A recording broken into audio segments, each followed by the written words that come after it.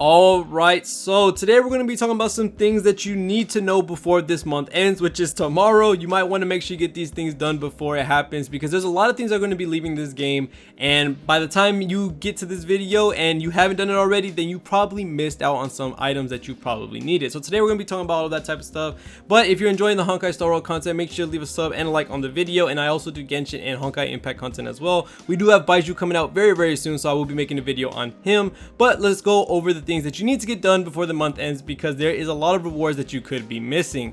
Now, for the first reward that you could possibly be missing is definitely the simulated universe. Now, simulated universe is going to be on a weekly basis. If you don't finish this, you're going to be missing out in a fat ton of rewards. Now, if you go to simulated universe and you see the current score, if it doesn't say 3,500, then you are not complete with it at the moment.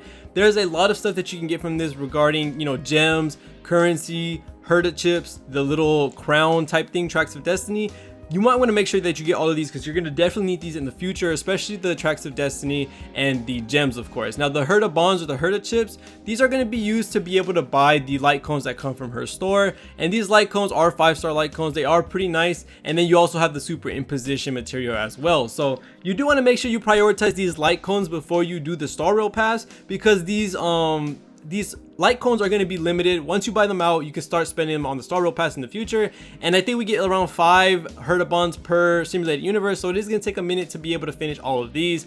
I do think these are way more worth to actually get done before the Star Rail pass, because in the future, once you're done with the light cones, you're going to be able to buy Star Rail passes forever, so there's nothing wrong with that. So make sure to buy these light cones out whenever you get the chance, and make sure to wait for the Star Rail pass, because you want to just get these up. More light cones is making it easier for you to build other characters, so you want to make sure that you're doing all this type of stuff. Now, one thing that you want to make sure that you're doing when you're doing simulated universe is that try to get as far as you possibly can, because you don't have to beat every single world to actually get the points. You can do the hardest world. If you can get pretty far in it, then you'll probably make more points than you would doing the world beforehand.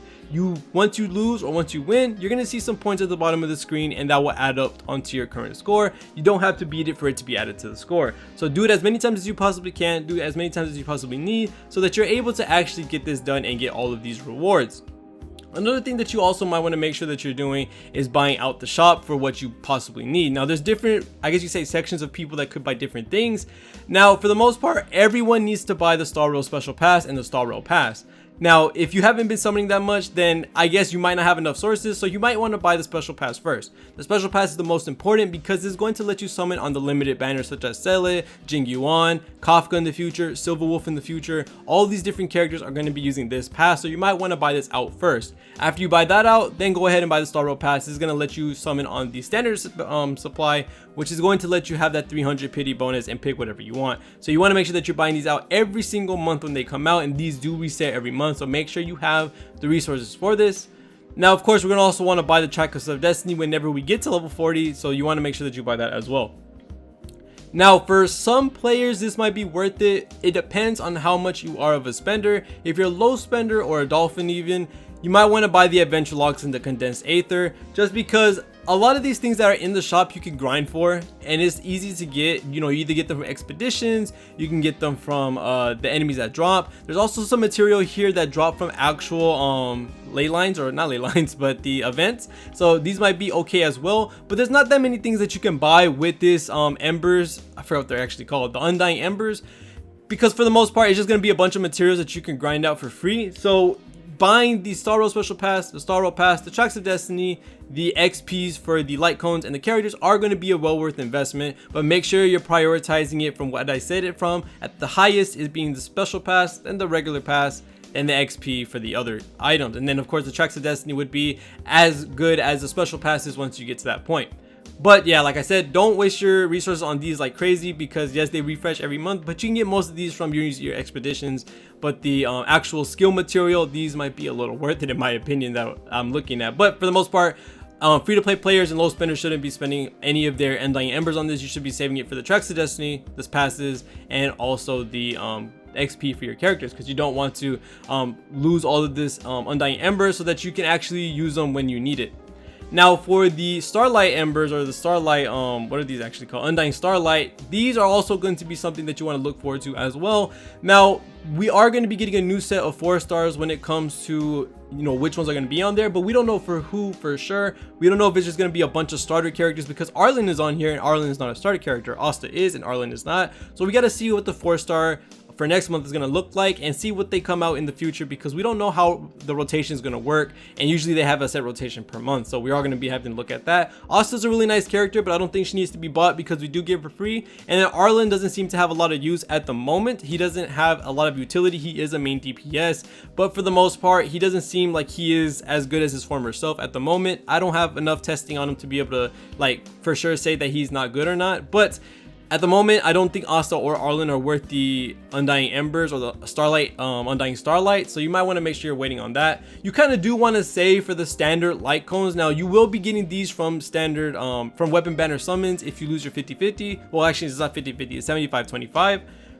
Although it's a lot easier to get the limited banner, you may have get this one time. Now, there's a couple of these that are actually pretty good. One of them being Bailu's for sure, because she basically gets turned into a buffer, or it turns your healer into a buffer, because you get damage increase based on how much healing you got. So that's a really cool thing to have.